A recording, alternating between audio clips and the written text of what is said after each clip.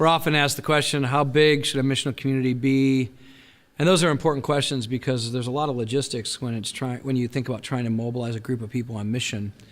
What we've found is that when you start a group, you're going to want, at least from my experience, at least hopefully 6 adults that are pretty committed to the mission.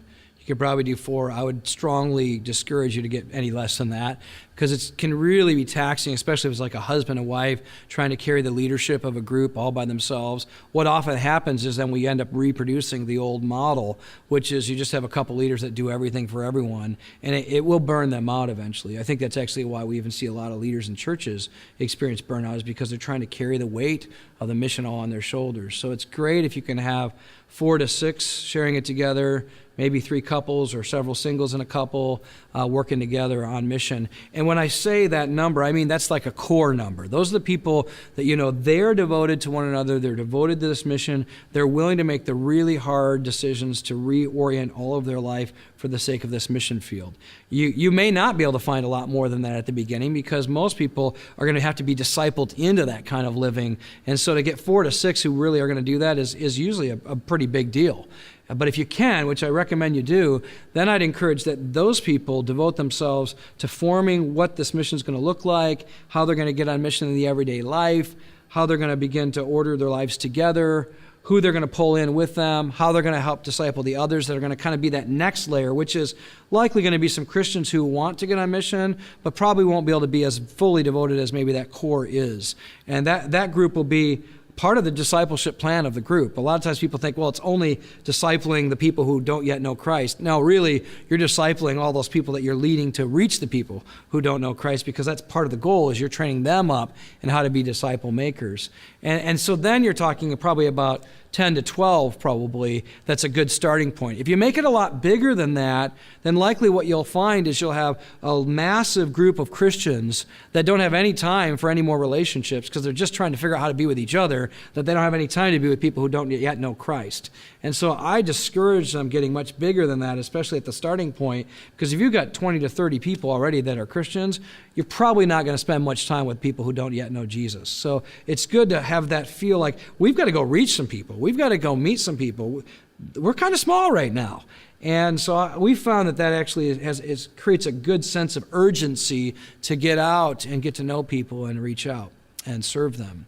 So those are some size pieces. Now here's the thing that I've also want to recommend. As you think about your size, don't count all the people that you're going to reach as those numbers, because you're going to find as you start reaching out to people, you might have 30, 40, even 50 different people that you're trying to reach as a missional community. So you're going to have to differentiate between those who are really core and those who are probably Christians really committed and those who are the people you're actually trying to reach. And you can have a pretty large number of people you're trying to reach because it's going to take you a while to get some significant traction with a few of those people in that larger crowd. So maybe even think, who's the crowd, who's the core, who are the committed, and who's the crowd as we think about even defining our missional community numbers. Now, as you experience this, you're going to find that having a large number of children is going to lead to some logistical challenges. And we love our kids. We want them on mission with us. We want them involved in the mission. And of course, a missional community isn't just a weekly event, but you will have weekly events. You will have events where you get them together. And so having more and more kids may lead you to wrestle with how big can we really get with a lot of families with young kids. That may limit your size. You're going to have to take that into consideration, because when you start seeing 10, 12, 15 kids in a household altogether, that's a lot of work just discipling them. So you'll have to think through that implication. It's nice if you can have a few families with small kids with a whole lot of people who don't have young kids, because they can all pitch in together and help. So think through that as you're thinking through your size challenges as well. Another thing to factor into your determination of size is the place in which you find yourself in. For instance, in many urban contexts, people are living in very cramped quarters in an apartment or a condo, and you're just not going to be able to fit a whole lot of people in those. And so who knows, maybe you'll have a bigger missional community, but you might have to determine, when we have meetings, we might have to be in 2 or 3 different places and share that leadership in different locations if we can't yet multiply and start new groups. But you are going to have to factor the size of the place you live in. So in a suburban context, you can probably get a lot bigger. in a warmer climate, you can do a lot more outside. There's just going to be different factors like that you're going to have to pay attention to. Now, here's another thing that I think it's important to pay attention to, and that is just social space, like true social space.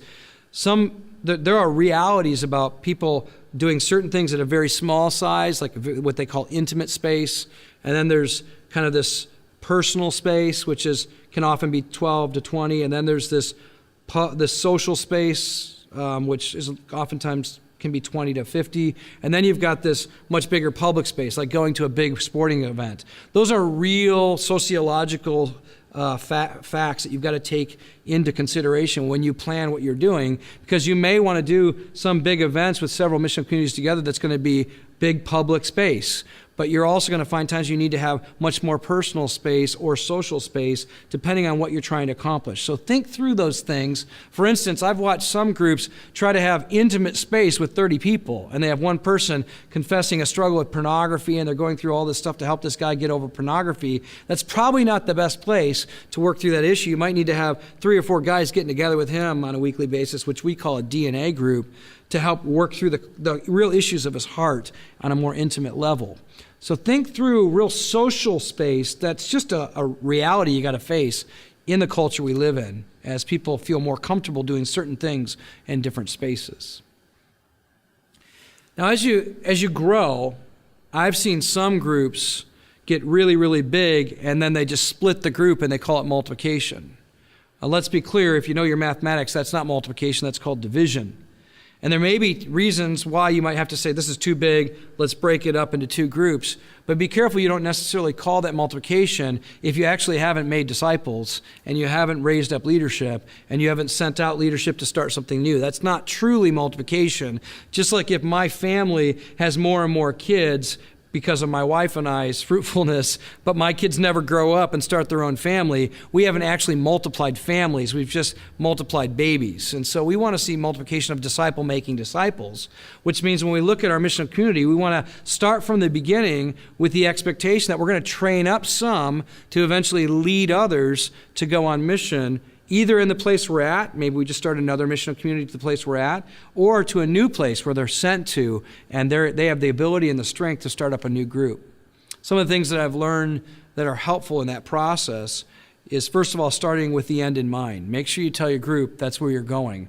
We want to eventually see some of you grow up into maturity. We want to train you to be leaders, and we want to be able to send you out with a group of people to start a new missional community. That's one of our goals. We want to state that very clearly so it's not a surprise to you when it happens. Second, by stating that, we're going to be held accountable to actually put in place mechanisms to actually train you up. So we're going to start to share leadership as you grow into maturity, so you start to experience leading this group before we send you out to lead a new group. So that's going to put in place a need for training, a need for leadership development. Then third, I've found that it's helpful to begin to identify who you think those people might be at some point to the group, because then the group can give you feedback right away on whether they would follow their lead. And if right away people go, no, I don't think you're ready, I don't trust you, then we can protect them from prematurely appointing them to something that they're not yet ready for. And then I've used a test for seeing if they really have leadership and have the character and have the vision. I'll take a group of men and women that say they want to start a new missional community, and I'll let them communicate that to the rest of the group and say, this is who we think we want to reach, and we'd like to take the next month to have you meet with us. And I instruct them to do that, to kind of let the group know we're going to be going at some point to start this new group. Would you like to meet with us and talk to us about it? If you're interested in following our lead into this new work, we'd like to meet with you. And I give them usually about a month to have those meetings. And then at the end of that month, I've taken those people who've expressed interest in starting a new group and said, at this night, we're going to set you apart in one part of our house, and everybody who wants to go with you is going to go to that part of the room, and they're going to start talking to you about forming this new missional community covenant of how you're going to reach those people together. If no one follows you into the room, you're not ready yet. If you haven't been able to recruit anybody to it, if no one trusts you enough to follow your leadership, if your character is not strong enough that anybody would submit to you, then we need to hold back and do some more work.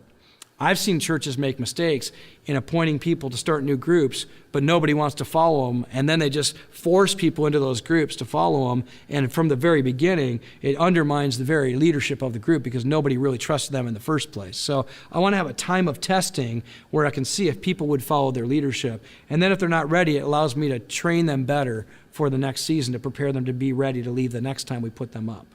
When a group starts to have a certain number of adults that are mature, that are effective in making disciples, let's say the group grows from 6 core to 12 core or 14 core, that's a good time to really seriously consider getting them ready to be sent out. Because if you wait too long, then what happens is it in some ways stagnates that growth that they're growing up into. It's like the teenager you have in your house where he's ready to leave. You can tell. He's wanting independence. He's wanting to make decisions on his own. But mom and dad are going like, no, and we don't let you make any decisions until you're on your own. And so what ends up happening is he's 28 years old and he's still not growing up because mom and dad are stagnating that kid's growth because they're so afraid of him failing. So I've found a lot of times groups will start growing and you look at their group and you're looking at them going, you guys have like 4 or 5 or 6 pretty solid believers in your group that if just given the opportunity and the right training and the right mentoring and coaching,